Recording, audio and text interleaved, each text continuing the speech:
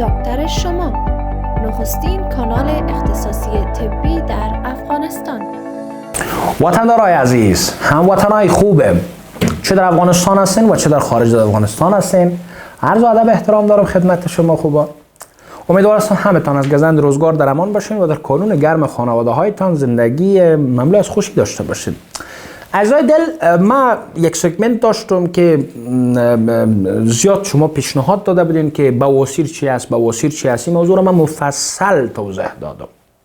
ای که بواسیر داخلی چی است، بواسیر خارجی چی است، اکسترنال همورید چی را میگه، اینترنال همورید چی را میگه و بواسیر داخلی چند گرید و چند درجه دارد، تداوی دواییش چی است، تداوی اندوسکوپیکش چی است، تداوی جراحیش چی است، تمامش توضیح دادیم. اگر شما در مورد بواسیر معلومات ندارین، اول او ویدیو را تماشا کنین. چه رقم تماشا کنین؟ در یک اینترنت هم یک دکتر شما با فارسی کنشته کردی، یک عالم ویدیو در خدمتتان قرار میگیره. خب حالا میایم در مورد از این بحث میکنیم که اگر یک فرد بواسیر داره، اگر یک فرد بواسیر داره، به خصوص بواسیر داخلی، وقتی که رفع حاجت میکنه، درد و خارش و سوخت و افرازات در مقعد خود تجربه میکنه، یا مثلا در دهان مقعدش کدام بیرون برآمدگی به بیرون موجود می باشه، قبضیت معند و دائمی می داشته باشه، کدام غذاها را مریضای بواسیر باید نگیرن؟ یعنی کسایی که بواسیر می داشته باشه از گرفتن کدام غذاها باید پرهیز کنن. یعنی در پالی از اینا که بعضی دواها برشان توصیه میشه، بعضی ملینات داده میشه، بعضی لکساتیفا داده میشه، بعضی پومادا و مرهمات داده میشه. گرفتن و داشتن یک برنامه منظم غذایی امکان داره که در بهبود اعراض مریضای بواسیر کمک کنه.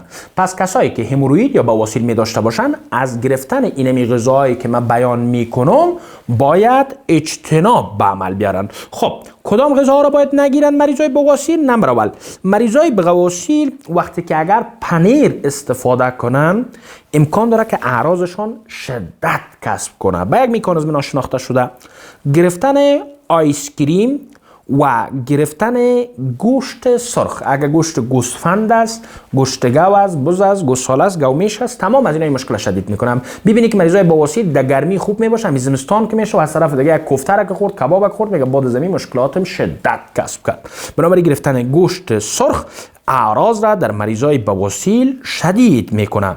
مریضایی که بواسیر دارن باید از غذاهای پروسس شده استفاده نکنن. غذای یخ زده، غذای یخچالی، غذایی که مثلا گوشت در یخچال مانده شده، گوشت مرغ در یخچال مانده شده، یخ زده شه. در پالی از بهتر مثال قوطیگکی، کنسر لوبیا، کنسر مثلا نخود، کنسر ماهی، تن ماهی، از غذاهای پروسس شده و کنسر شده که مثلا اینا هستن، چون مواد اضافی و علاوه شده داره، به خاطر که اینا خراب نشه بعض مواد کیمیایی برشان علاوه میشه که این مواد کیمیایی امکان داره که در کل شکایات سیستم هاضمه و اعراض مریضای بواسیر را شدید بسازه.